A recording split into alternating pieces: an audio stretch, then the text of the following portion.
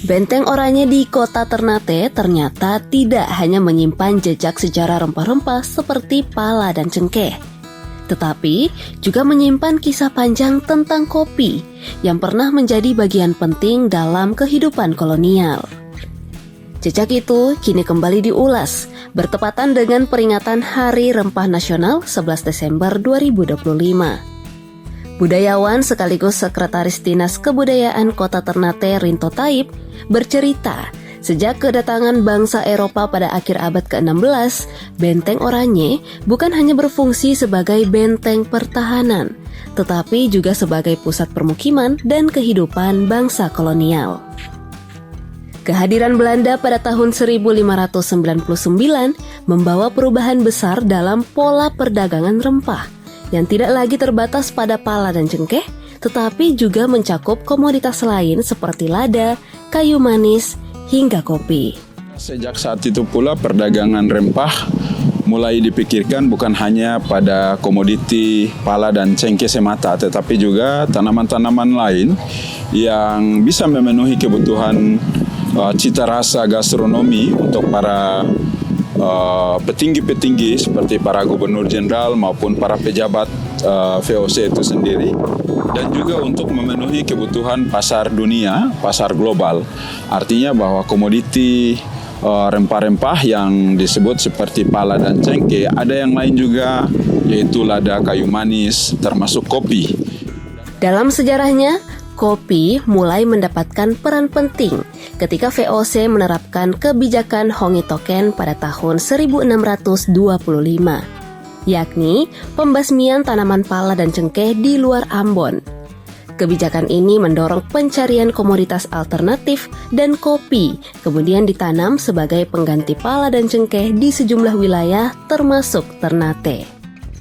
Peristiwa itu pula ada sesuatu momen yang sangat bersejarah, yaitu peristiwa Hongitoken yang dikenal dengan peristiwa Hongitoken, yaitu di mana ada kebijakan VOC untuk membasmi semua tanaman pala dan cengkeh di pulau-pulau di luar daripada Ambon dan hanya diperuntukkan untuk tumbuh di Ambon. Nah, sehingga dalam proses membasmi pala dan cengkeh tersebut, maka ada kebijakan lain yang dijadikan sebagai alternatif tanaman untuk menggantikan pala dan cengkeh adalah kopi. Seperti itu. Liberica dikenal memiliki nilai eksklusif dan harga yang mahal, sehingga konsumsinya kala itu lebih diperuntukkan bagi kalangan tertentu, terutama para petinggi Belanda dan bangsawan lokal. Peruntukannya untuk apa? Yang pasti untuk memenuhi kebutuhan hidup mereka, untuk cita rasa kopi yang punya nilai mahal saat itu, dan juga jenis kopi ini tentu menjadi sesuatu yang punya nilai eksklusif di kalangan masyarakat Ternate sendiri dan sekitarnya, karena didatangkan dari luar sehingga tentu menjadi komoditi yang sangat mahal. Sebagai pusat permukiman orang Eropa, Benteng Oranye juga dikenal sebagai City of Malayo, sebuah pusat kehidupan kota.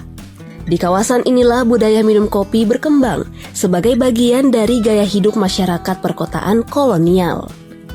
Kopi menjadi minuman istimewa yang disajikan dalam interaksi sosial, khususnya di kalangan bangsawan dan pejabat VOC. Karena menjadi pemukiman, maka dia disebut kawasan kota, atau dalam catatan NAIDA disebut City of Malayo.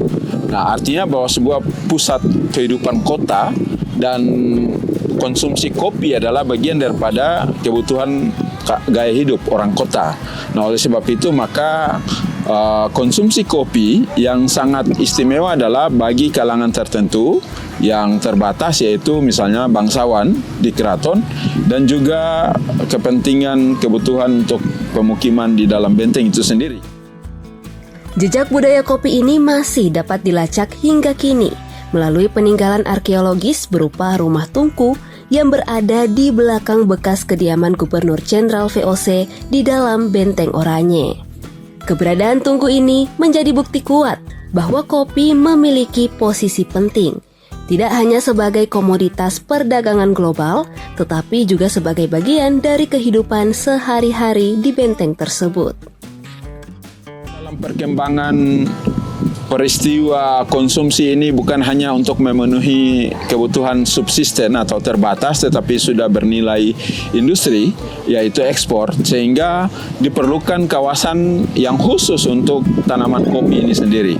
Dan oleh sebab itu, maka saat ini kita kenal di Kelurahan Marikurubu atau lebih tepatnya di kawasan Torano.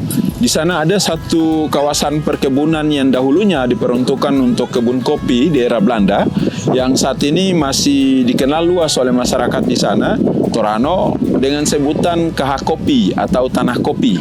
Nah, dalam bahasa Ternate, KH Kopi atau Tanah Kopi itu artinya bahwa kawasan tersebut memang diperuntukkan untuk perkebunan kopi, sehingga ini sudah tentu menjadi jawaban bahwa kebutuhan akan kopi untuk memenuhi pasar atau pasokan pasar dunia saat itu memang betul-betul nampak adanya.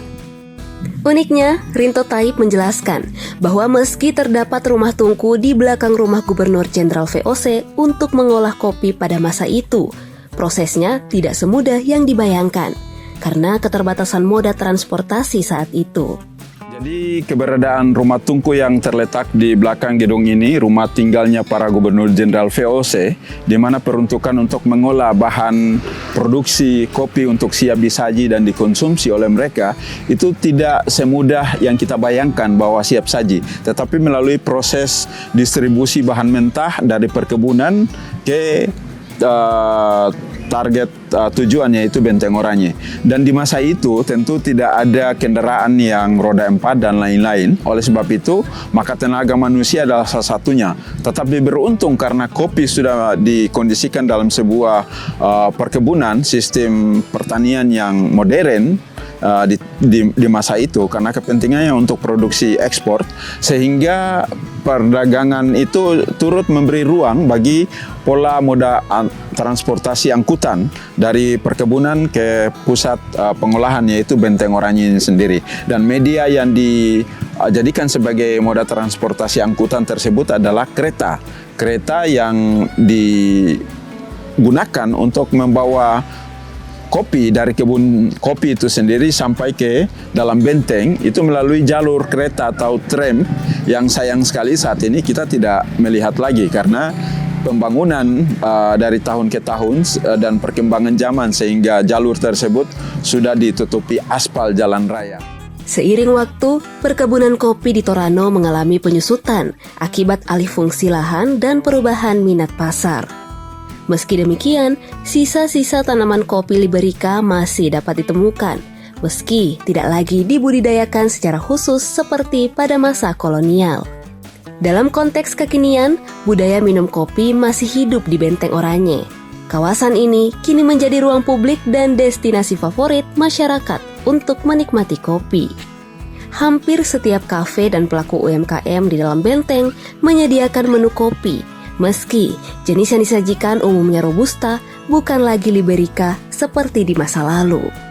Kafe itu tentu jenis Liberica ini tidak terlalu diminati karena dari sisi harga tergolong mahal. Nah, meskipun masih ada peminatnya karena memiliki cita rasa yang eksklusif, lebih dari Arabica atau Robusta, sehingga dari sisi keberadaan saat ini kita masih bisa jumpai di sebagian lahan-lahan kebun warga, tetapi tidak diperuntukkan untuk penanaman secara khusus sebagai komoditi atau tanaman yang spesifik kopi di kebun-kebun warga. Mengangkat kisah kopi dalam peringatan Hari Rempah Nasional menjadi penting karena kopi juga memiliki nilai sejarah, budaya, dan politik ekonomi global yang kuat. Kopi pernah menjadi komoditas strategis yang menggantikan pala dan cengkeh akibat kebijakan kolonial, sekaligus memperkuat posisi Ternate dalam peta perdagangan dunia. Kopi bukan hanya sekedar memiliki cita rasa di lidah atau untuk sekedar menyegarkan tubuh, tetapi dia tergolong pada aspek bagian daripada kultur masyarakat melalui interaksi sosial.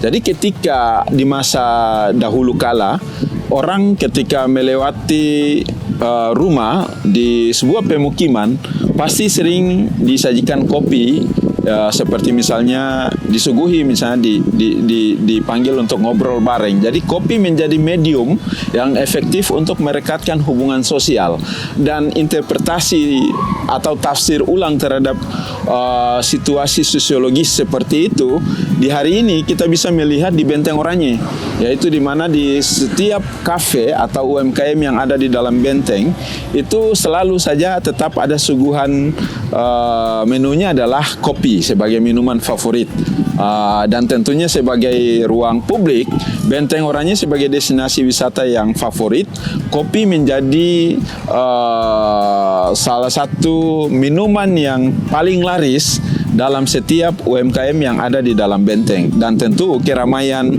kunjungan di dalam benteng pasti menikmati jenis kopi. Yang sayangnya kopi peninggalan kolonial yaitu Liberica tadi, itu semua kafe yang ada di dalam benteng itu tidak kita temukan karena tadi konsumennya terbatas dan tentu lebih mahal, sehingga yang lebih banyak kafe itu menyediakan bahan mereka itu lebih ke robusta. Ia juga menekankan pentingnya peran generasi muda untuk memahami bahwa julukan Kota Rempah bukan sekedar slogan, melainkan refleksi dari perjalanan sejarah panjang Ternate. Pemahaman terhadap jejak kopi, rempah, dan peninggalan sejarah seperti Benteng Oranye diharapkan dapat memperkuat identitas budaya sekaligus mendukung perkembangan city branding Kota Ternate sebagai kota rempah. Sebagai daerah penghasil rempah yang tentunya bukan cuma Ternate, ada Tidore, ada Makeang, ada Bacan, dan Jailolo dan sekitarnya. Ini tentu memiliki sejarah yang menarik, yaitu kopi menjadi salah satu komoditi penting selain pala dan cengkeh. Tentunya dikenal bukan sebatas rempah, tetapi punya nilai budaya, punya sejarah. Nah, oleh sebab itu maka di tematik tentang Hari Rempah Nasional tahun 2025 di Desember ini tentu menjadi sesuatu yang istimewa untuk kita angkat sebagai sebuah bentuk edukasi yang memberikan informasi ke publik bahwa kopi di negeri asal rempah memiliki sejarah yang panjang, termasuk areal perkebunan yang diperuntukkan secara khusus untuk tanaman kopi oleh masyarakat, dan juga memiliki nilai penting dalam politik, tatanan politik ekonomi global, di mana pengganti pala dan cengkeh adalah kopi dengan kebijakan kolonial yang kita kenal dengan Hongi Tokten di tahun 1625 tersebut. Sebagai pemerintah Kota Ternate, tentu upaya untuk memperkuat city branding terus dilakukan, termasuk diantaranya adalah pendukungan terhadap para pelaku UMKM. Sebagaimana kita tahu pada hari ini masih sedang berlangsung festival literasi di dalam Benteng Oranye, dan di sana ada aktivasi UMKM, dan diantaranya adalah termasuk produk-produk olahan berbahan tanaman rempah itu sendiri. Nah, ini menjadi bukti bahwa sinergisitas, kolaborasi, dan konsistensi untuk memperkuat city branding bukan hanya sebatas sebagai slogan semata, tetapi memang implementasi kebijakan yang konkret dirasakan oleh masyarakat melalui kemitraan dan kolaborasi dalam menyongsong pembangunan yang lebih baik ke depan. Download Tribun X sekarang, menghadirkan lokal menjadi Indonesia.